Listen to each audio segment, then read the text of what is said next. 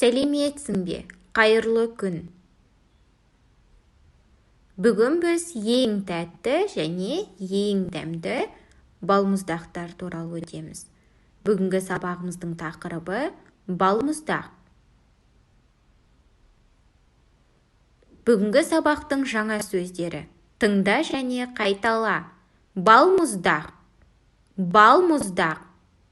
Мороженое, тәтті, тәтті, сладкий. Суық, суық, холодный. Дәмді, дәмді, вкусный. Балмұздақ, тәтті, суық, дәмді. Тыңда және қайтала. Балмұздақ, тәтті. Балмұздақ, тәтті. Балмұздақ, суық. Балмұздақ, суық. Балмұздақ, дәмді. Балмұздақ, дәмді.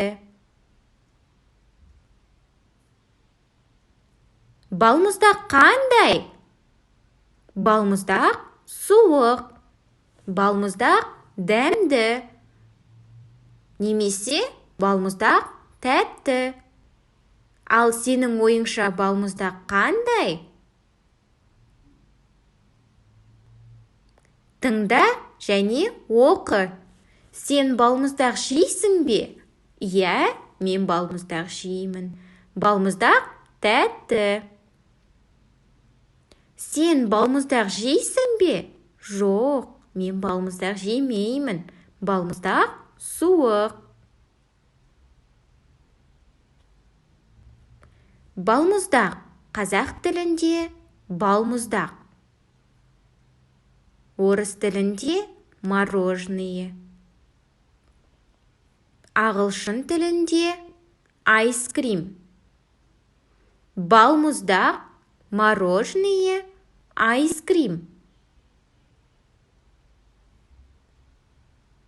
Енді дәптермен жұмыс жасаймыз. Бірінші тапсырма: тәтті, суық, дәмді балмұздақ сөздерін дәптеріңе көшіріп жаз.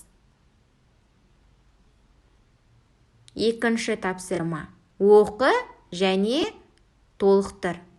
Сен шие жейсің бе? Иә, мен шие жеймін. Сен алмұрт жейсің бе? Жоқ, мен алмұрт жемеймін. Сен пияз жейсің бе? Жоқ, мен пияз жемеймін. Үшінші тапсырма: сұраққа жауап бер. Балмұздақ қандай болады? Балмұздақ дәмді, тәтті әрі суық болады. Сен балмұздақ жейсің бе?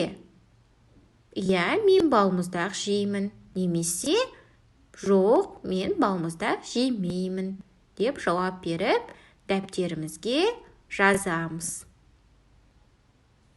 Жарайсыңдар балалар. Бүгінгі балмұздаққа арналған сабағымыз осымен аяқталды. Қош сау болыңыздар.